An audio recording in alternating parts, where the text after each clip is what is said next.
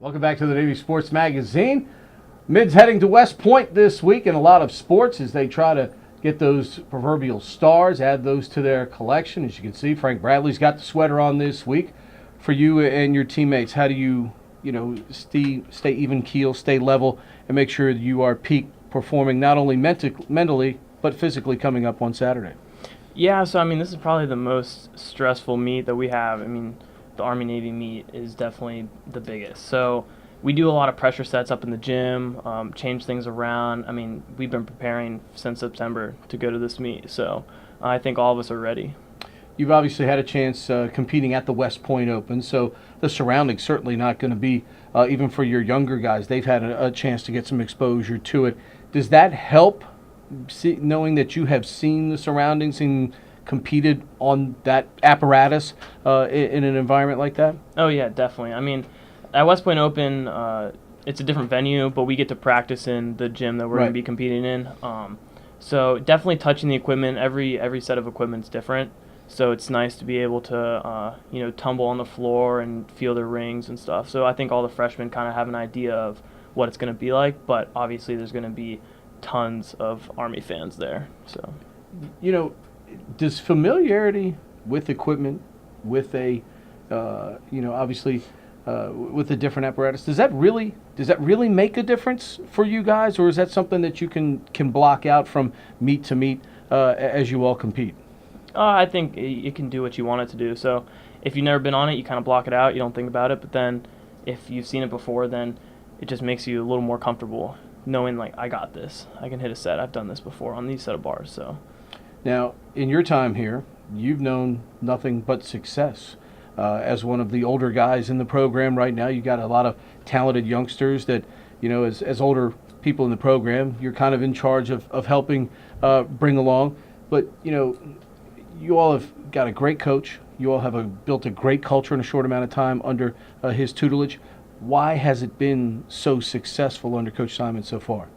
I think it's just the buy-in from everyone on the team, from the people that when Coach Kip came to, and they really embodied his kind of vision that he had, and then bringing it all the way back down to the plebes. He's a great coach, and Coach Holt and Coach Payne, like, they both do a great job embodying like what he has in mind, and I think that we all just kind of go with the flow and open ears and see what he has to say and kind of work with it. So now, on the other frame of mind, coaching in a service academy was new to him. How much did you all have to help him at the beginning kind of get acclimated to academy life and some of the things that you all are responsible for in addition to your time when you're working on gymnastics? Well, we were lucky enough that he came from Air Force, so he had some knowledge about what we were doing, but not everything. He's really flexible with the military life that we have to go through and the things that we do. So he definitely works with us, and we try to do as much as we can, and he trusts us to not try to skate by. You guys have, I mentioned the culture earlier, participating in the NCAA championships now. Obviously, that's clearly a goal each and every year as competitors. How do you balance the individual part of what your role is with the team aspect, where you're obviously hoping for individual success, but you're also hoping for team success as well? Yeah. I think of them as the same. It's just another time that I get to go up there and represent the Naval Academy and what our team's about. So whether it's competing for the team score or me going up and competing during finals on any meet, it's just another time I get to represent Navy. Your dad, obviously a rear admiral.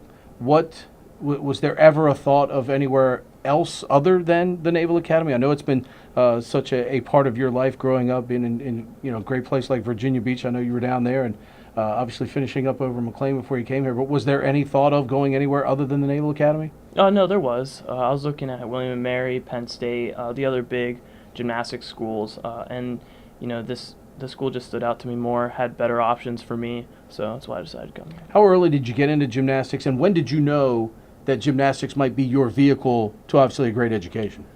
So I started when I was 7, and I didn't really think about it on a collegiate level until probably freshman year of high school, and that's really when I started seeing that I had a potential to go and compete for a college. So your dad did it. How much of an influence was that? Well, that was, the reason I started gymnastics, because he saw the benefits of doing gymnastics and being a part of the sport, and so that's why he put me in it. And then he put all of us in it, all my siblings too, and they didn't like it as much as I did, and I was the only one who stuck with it. But yeah, that's the reason why I got into it. How big is this week to you and your teammates? It's the biggest week there is.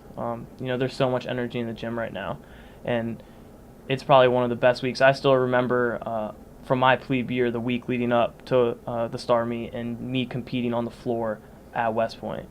So it's a great meet. All right, appreciate the time. Best of luck to you and your teammates this week. Yeah, thank you. All right, Frank Bradley joining us here on the Navy Sports Magazine.